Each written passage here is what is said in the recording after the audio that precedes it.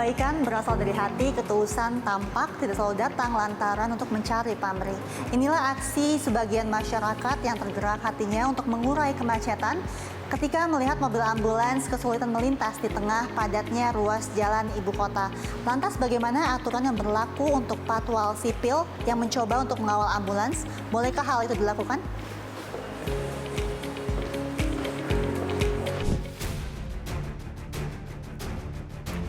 Sudah kerap jadi pemandangan umum, ada pemotor-pemotor yang bukan petugas kepolisian mengawal ambulans yang sedang melintasi jalanan ibu kota.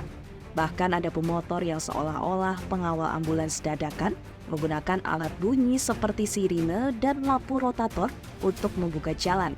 Adanya komunitas pengawal ambulans menuai kontroversi.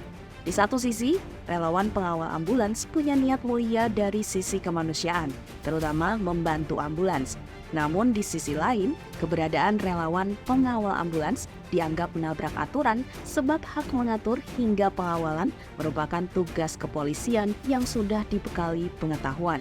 Kalau menurutku, orang sipil tuh kayaknya nggak usah ya ngawal-ngawal ambulans gitu, karena ambulans sendiri tuh udah punya jalurnya tersendiri. Kayak dia kalau udah bunyiin sirine tuh ya yang kita sebagai sipil harusnya sadar gitu, harusnya minggir aja langsung tanpa perlu dikawal pun sebenarnya ambulans tuh udah punya jalannya sendiri gitu. Dan kebetulan temenku juga ada yang pernah ngawal-ngawal ambulans gitu, relawan gitu, kemudian ya dia tewas gitu di tempat karena dia mungkin oleng gitu, karena nyalip-nyalip gitu terus oleng kena trotoar terus meninggal di tempat.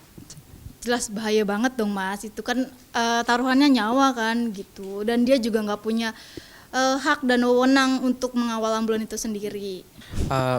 Bayangan saya sih kalau misalkan warga sipil itu bantu untuk membuka jalan ambulan, itu pasti bakal minggir sih, karena kebayangnya itu bakal ricuh atau enggak bakal crowded juga di depan ambulannya gitu. Baik atau buruknya nggak tahu, tapi kalau misalkan setuju atau enggaknya kurang setuju sih, karena kan baik lagi kalau misalkan mau menggiring atau mau ya di depan ambulan itu kan setahu saya sih nggak boleh ya. Jadi lebih baik kalau misalkan iring-iringan itu di belakang aja, yang di depan itu yang benar-benar ambulan yang udah punya haknya, kalau misalkan dengan sirenenya nyala itu udah buka jalan kayak gitu. Jelas bahaya ya, karena terlebih yang ngegiring atau ngebuka jalan itu motor itu kan banyak, dan yang di depan itu kan pasti mobil kita nggak tahu mobil besar atau mobil yang muatan kecil itu juga, jadi ya bahaya gitu intinya.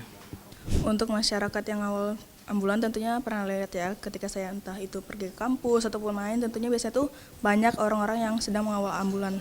Untuk ambulan, misalnya untuk lewat, tentunya saya yang mengutamakan saya akan menepi terlebih dahulu ya, karena kan ambulan itu prioritas juga ya. Jadi dia juga harus tepat waktu mengantar entah itu pasien ke rumah sakit maupun kemana gitu. Tentunya itu ada plus minusnya ya, ada baiknya ada buruknya. Untuk baiknya mungkin karena dia bisa membuka jalan juga ya, misalnya nggak ada yang mau mengalah. Tapi itu juga bisa membahayakan masyarakat juga ketika dia memberhentikan tiba-tiba kendaraan yang lain. Jadi itu bisa menyebabkan kecelakaan juga gitu.